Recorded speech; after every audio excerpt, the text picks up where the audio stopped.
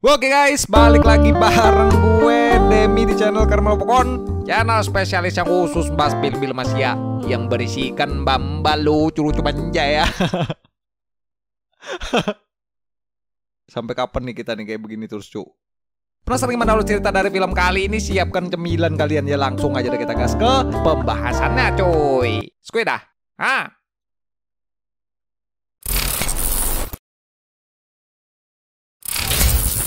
Film akan dibuka dengan memperlihatkan mas-mas sopir taksi biasa aja bernama Yongjing yang sedang makan mie instan karena waktu itu tidak tahu harus melakukan apa. Mas Yongjing ini diceritakan adalah seorang pria yatim piatu yang semasa hidupnya tinggal dikontrakan dengan hanya seorang diri yang baru saja mengalami nasib sial karena telah dicampakkan oleh kekasihnya. Saat Mas Yongjing terlihat sudah pergi untuk menjemput rejeki di malam itu, ia pun melihat mbak-mbak lucu-lucu gemoy bernama Bingbing sedang mabuk di pinggir jalan, yang membuat Mas Yongjing ini gerak cepat menghampiri karena ingin menawarkan jasa taksinya. Nasnya, Mbak Bingbing yang kala itu sedikit berkata tidak sopan kepada Mas Yongjing akibat pengaruh alkohol yang ia konsumsi.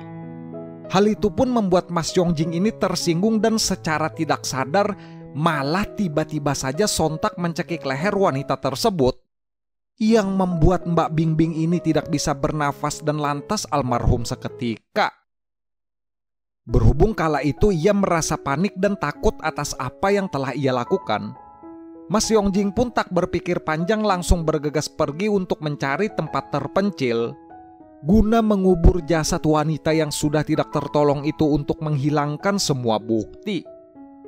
Anehnya, ketika Mas Yongjing ini sudah pulang ke rumah dan berpikir keras kenapa ia bisa sampai merenggut nyawa seseorang, mengingat akan dirinya yang selalu hidup sendiri dan tidak mempunyai teman, Mas Yongjing malah kembali ke tempat Mbak Bingbing wanita yang ia kubur barusan, dengan berniat menggali kuburan tersebut guna membawa jasad Mbak Bingbing ini untuk dibawa pulang.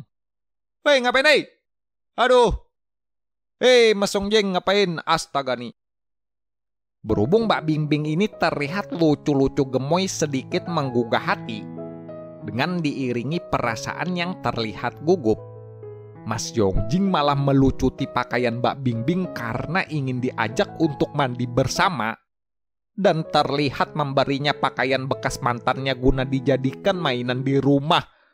Aduh nih, bingung dah gua nih sama masnya ini. Mas, ngapain nih? Aduh nih Mas Yongjing.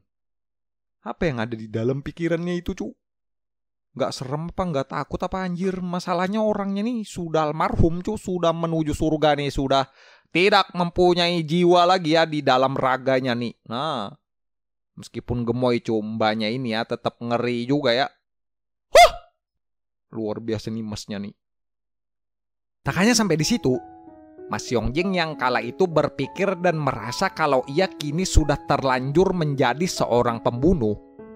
Ia malah berniat untuk mencari target lain, yaitu gadis-gadis manja yang sedang membutuhkan sebuah tumpangan untuk diculik dan dijadikan koleksi di rumah seperti yang sudah ia lakukan kepada Mbak Bingbing. Ketika ia berhasil menyekap seorang wanita gemoy bernama Li Ying di malam itu, Mas Yongjing pun meminta Mbak Li Ying ini untuk mengenakan sebuah baju manja-manja. Namun kala itu Mbak Li Ying menolak, yang akhirnya membuat Mas Yongjing ini lantas membuatnya wafat juga.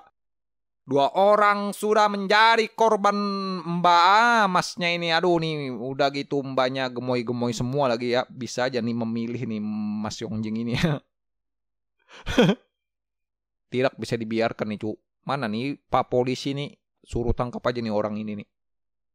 Benar saja, ketika beberapa hari kemudian Mas Yongjing ini kembali mendapat penumpang mbak-mbak manja anak kuliahan bernama Ji. Susah namanya cu, sumpah nih, Ji. Coba kalian sebut ya, Ji. Asli sumpah, susah namanya cu. Mbak Ji pun juga terpaksa harus mengalami nasib naas yang sama karena berhasil disekap untuk dijadikan mainan yang ketiga. 3 orang embak-embak gemoy sudah nih dicangkul-cangkul.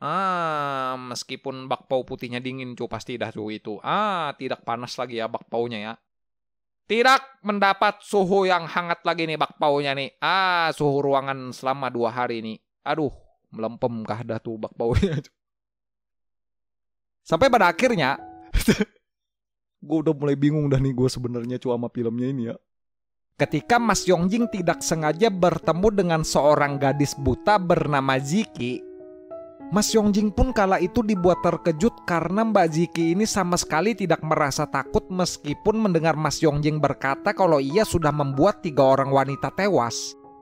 Yang justru malah mengerti dan bilang kalau Mas Yongjing ini pasti memiliki suatu alasan.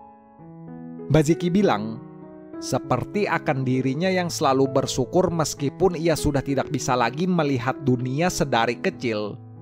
Mas Yongjing pun juga harusnya sadar kalau ia kini masih mempunyai waktu untuk bertobat dan menyerahkan diri kepada polisi, agar Mas Yongjing ini suatu hari bisa memiliki hidup yang lebih baik juga.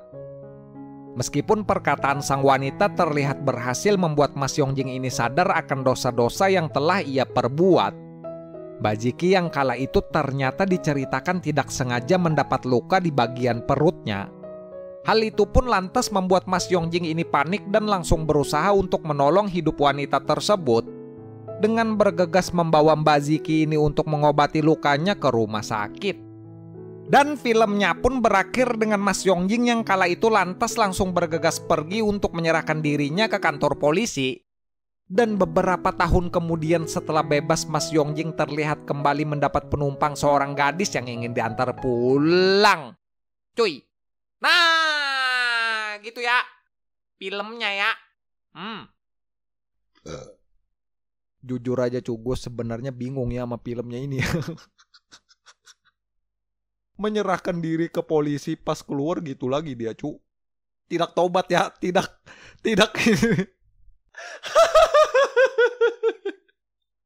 Tidak berubah ya ternyata ya endingnya ya. Enggak, maksud gue ceritanya tuh konsepnya gimana gitu loh. Tolong dijelaskan gitu loh. Endingnya kayak begitu cu. Percuma dong menyerahkan diri ya. Mau istirahat apa gimana ya di penjara, heran juga nih gue nih. Gak maksud gue tuh tujuannya apa gitu loh filmnya ini ya. Sia-sia dong mbak yang buta tadi menceramahi. Kenapa? Gak tau dah gue dah.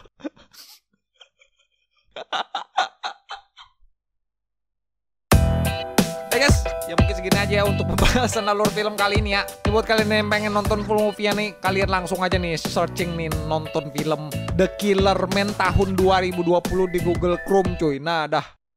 Di YouTube juga ada cu. By the way nih, filmnya nih seperti biasa nih di YouTube juga ada cu.